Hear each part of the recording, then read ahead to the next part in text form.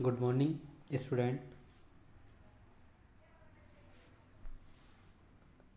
हम IR spectroscopy के बारे में पढ़ रहे थे, जिसका जनरल इंट्रोडक्शन हम पिछली क्लास में देख चुके हैं। आज हम बात करेंगे आईआर स्पेक्ट्रोस्कोपी में विभिन्न अवशोषण पिक्स या पिकों जो आती है, जो बैंड आती है, अवशोषण बैंड, उनकी रेंज या फ्रिक्वेंसी के बारे में कि वो किस एरिया में आती है।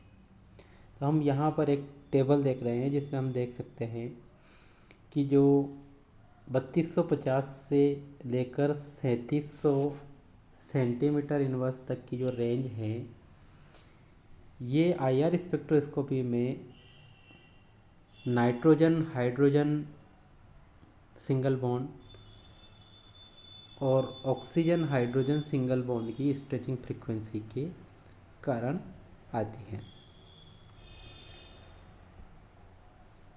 अब इस रेंज में अगर दो छोटी छोटी पीकें अगर हमको मिल रही है, जैसे 3200 से 3700 में इस तरह की, तो ये NH2 ग्रुप के कारण होती है। NH2 ग्रुप के कारण इस तरह से दो पीक हमें प्राप्त होती है। उससे लोअर रेंज में हम जाएँ तो 3300 सेंटीमीटर इनवर्स पर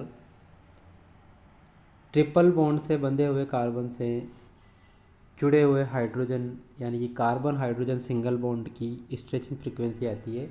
लेकिन वो कार्बन कौन सा होना चाहिए? ट्रिपल बॉन्ड से बंधा हुआ कार्बन, और उससे जो जुड़ा हुआ हाइड्रोजन है, तो वो कार्बन हाइड्रोजन की जो फ्रीक्वेंसी है वो 3300 सेंटीमीटर इनवर्स पर हमें ऑब्जर्व होती है आईआर स्पेक्ट्रोस्कोपी में। उससे लोअर रीजन में हम जाएँ तो 3000 से 3150 सेंटीमीटर इनवर्स के बीच स्ट्रेचिंग फ्रीक्वेंसी या स्ट्रेचिंग बैंड प्राप्त होती है डबल बॉन्ड से बंधे हुए कार्बन और उस कार्बन से जुड़े हुए हाइड्रोजन, यानी कि कार्बन हाइड्रोजन बॉन्ड की स्ट्रेचिंग फ्रीक्वेंसी, लेकिन कार्बन कौन सा होना चाहिए?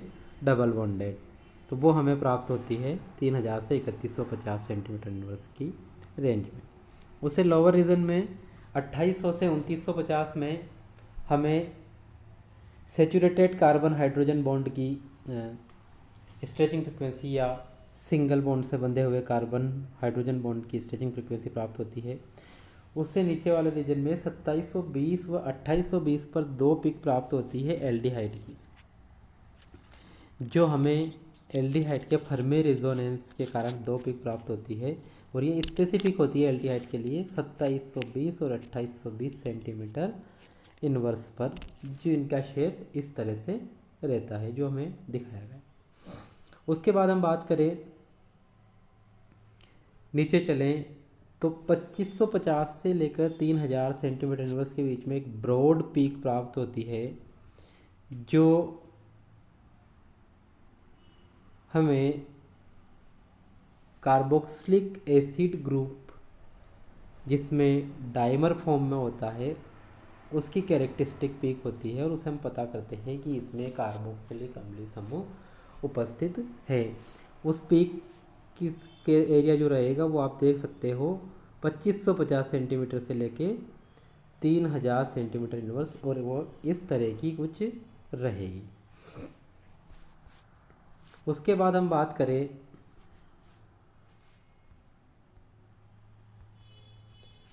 नेक्स्ट, इसके बाद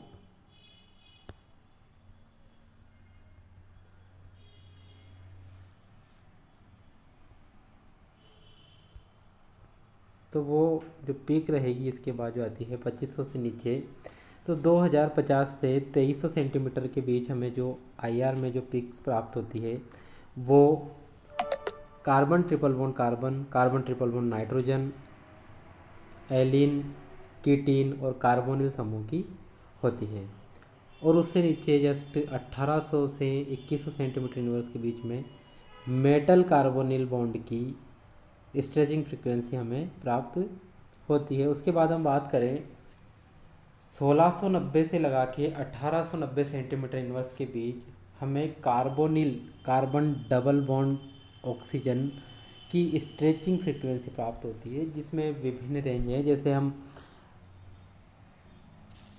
एसाइल हैलाइड की बात करें तो इसमें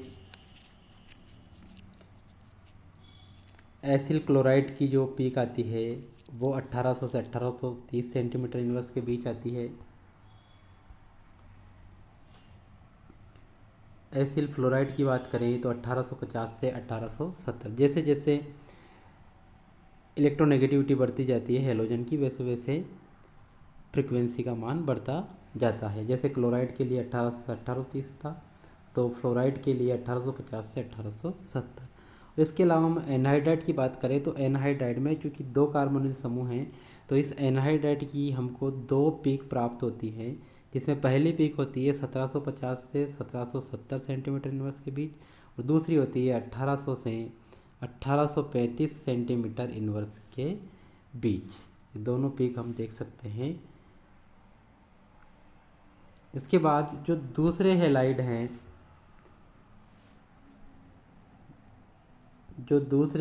हैं, उनकी हम बात करें तो एस्टर का जो कार्बोनिल समूह है उसकी पीक हमें प्राप्त होती है 1740 से 1765 सेंटीमीटर इनवर्स के मध्य। एल्डिहाइड की होती है 1730 से 1755। कार्बोक्सिलिक एसिड 1730 से 1750, और कीटोन 1700 से 1720। और सबसे कम जो कार्बोनिल कंपाउंड की जो पीक होती है वो अमाइड में होती है 1690 से 1700 सेंटीमीटर इनवर्स के मध्य। उसके बाद कार्बन डबल बॉन्ड कार्बन की 1650 सेंटीमीटर इनवर्स पर, और एरोमेटिक कंपाउंड में जो डबल बॉन्डेड कार्बन होता है, जो एरोमेटिक रिंग होती है, उसकी 3 से 4 पीक हमें 1450 से लेकर 1600 तक प्राप्त होती है। उसके बाद नाइट्रोजो समूह 1540 से 1590 सेंटीमीटर इनवर्स। उसके बाद नाइट्रो ग्रुप की 2 पीक प्राप्त होती है। पहली होती है 1360 पर और दूसरी होती है 1530 सेंटीमीटर इनवर्स पर। उसके बाद कार्बन सिंगल बॉन्ड हाइड्रोजन की बेंडिंग हमें प्राप्त होती है 1450 से 1480 के बीच। कार्बन सिंगल बॉन्ड कार्बन की स्ट्रेचिंग 1450 सेंटीमीटर इनवर्स पर। उसके बाद 1050 से 1290 सेंटीमीटर इनवर्स के मध्य carbon single bond nitrogen, carbon single bond oxygen, carbon single bond halogen की पीक हमें प्राप्त होती है। जिसमें भी हम एल्कोहल की अगर बात करें तो जो 1 डिग्री एल्कोहल होते हैं, क्योंकि कार्बन सिंगल बॉन्ड ऑक्सीजन की है, तो 1 डिग्री एल्कोहल में कार्बन सिंगल बॉन्ड ऑक्सीजन की जो स्ट्रेचिंग फ्रिक्वेंसी होती है वो 1050 पर प्राप्त होती है। 2 डिग्री के लिए यही फ्रिक्वेंसी 1100 सेंटीमीटर इनवर्स पर, और 3 डिग्री के लिए 1150 सेंटीमीटर इनवर्स पर प्राप्त होती है। और अगर एरोमेटिक कंपाउंड की बात करें, फिनॉल की बात करें, तो फिनॉल में carbon oxygen frequency 1230 centimetre inverse पर प्राप्त होती है। कार्बन हेलोजन या कार्बन क्लोरीन सिंगल बॉन्ड की जो फ्रिक्वेंसी है वो 800 से 1000 सेंटीमीटर इनवर्स के मध्य प्राप्त होती है। इसके बाद जो एल्किन होती है, एल्किन में जो कार्बन हाइड्रोजन सिंगल बॉन्ड की जो बेंडिंग है वो सिस और ट्रांस के लिए अलग अलग होती है, और ये होती है ट्रांस के लिए 960 सेंटीमीटर इनवर्स पर, और सिस के लिए 700 से 730 सेंटीमीटर इनवर्स पर प्राप्त होती है। इस तरह से हम सिस और ट्रांस में भी अंतर कर सकते हैं।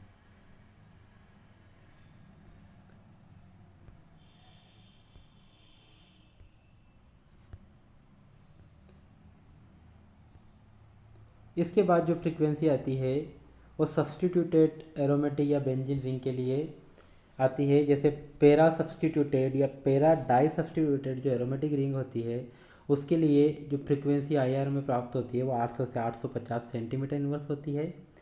और मेटा सब्सटीट्यूटेड के लिए 2 पीक प्राप्त होती है। पहली होती है 750 से 800 सेंटीमीटर के मध्य, और दूसरी होती है 680 से 720 सेंटीमीटर के मध्य। और पैरा की तरह ही ऑर्थो की भी एक ही पीक प्राप्त होती है, ऑर्थो डाई सब्सटीट्यूटेड की 700 से 750 सेंटीमीटर इनवर्स के मध्य। तो ये जो पीक होती है इसके बेसिस पे हम यहाँ पर जो पैरा मेटा और ऑर्थो, पैरा डाई सब्सटीट्यूटेड अगर एरोमेटिक रिंग है तो उसके लिए सिंगल पीक आएगी, ऑर्थो डाई सब्सटीट्यूटेड अगर एरोमेटिक रिंग है तो उसके लिए भी सिंगल पिक आएगी, लेकिन यदि meta disubstituted aromatic ring है तो उसके लिए 2 पिक आती है, और उसकी रेंज हम डिस्कस कर चुके हैं।